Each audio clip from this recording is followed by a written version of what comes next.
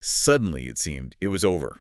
After this really swift, intense period people started calling the 12-day war between Israel and Iran, a ceasefire gets announced, kind of out of nowhere. Yeah, quite surprising. So today, we're going to dive into the sources covering this. Our mission, really, is to unpack these often wildly different stories, understand the claims, the actions taken, and what all these conflicting details might tell us about how these big geopolitical events actually play out. Exactly. We'll look at the announcements themselves, the strategy maybe behind the scenes, the public statements from everyone involved. Right. International observers, too. It's a deep dive into just how fast a major conflict can flare up, then de-escalate, and how it gets framed afterwards. Okay, let's start with that announcement from Donald Trump. Really surprising. Definitely. He goes on Truth Social.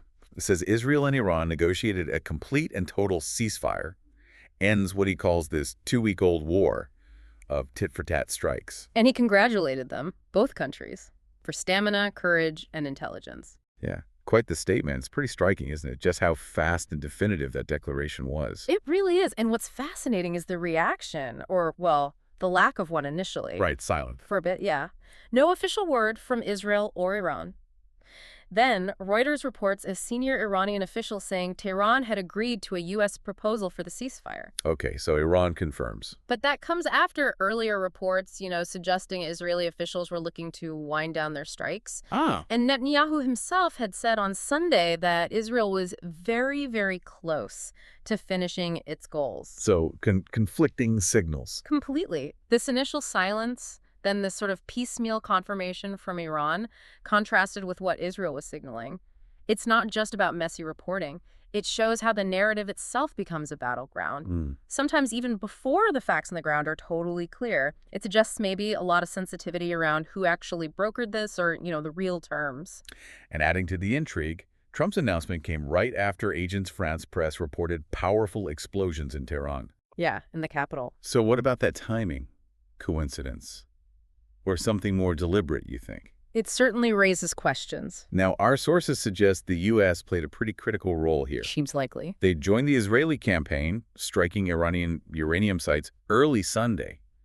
And that apparently prompted Iran to launch what was called a choreographed retaliatory strike on Monday. Against the U.S. airbase in Qatar, Al Udeid. Exactly. And zooming out a bit, Trump's reaction to that Iranian retaliation is really telling. What did he say? He called it a very weak response, even thanked Iran publicly for giving us early notice of the missiles. Thank them. Wow. Yeah, and pointed out no Americans were hurt. It strongly suggested, a coordinated effort. An off-ramp. Precisely. A way for both Tehran and Washington to back down, save face, avoid more hate, as he put it, without looking like they'd lost. It's a very specific kind of public diplomacy. So it's almost like making Iran's response seem weak was the goal, maybe more than the actual physical impact, to allow that de-escalation. That seems to be the strategy. Yeah, it's fascinating. But speaking of physical reality, Trump also claimed Iranian sites were totally destroyed by those U.S. strikes. How do we square that with everything else? Well, that's the crux of it, isn't it? Especially now with instant news. The UN's nuclear chief, Rafael Grossi, he stated very clearly, no one, not even the IAEA, can assess the underground damage at Fordo. Okay, so a direct contradiction. A huge discrepancy.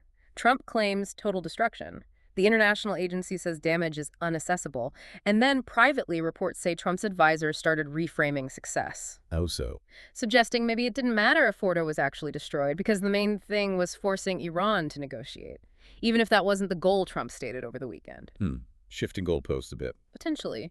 But then you had Vice President J.D. Vance publicly claiming Iran couldn't build a bomb now because, quote, we destroyed their equipment. So the public message remains strong. Very strong. So the actual damage at Fordow, still a huge question mark. And a key bargaining chip, presumably, for Trump's envoy, Steve Witkoff. It's like you said, almost Schrodinger's nuclear facility. Its state depends on who's telling the story. That's a perfect analogy. The story seems paramount, especially when things escalated before the ceasefire.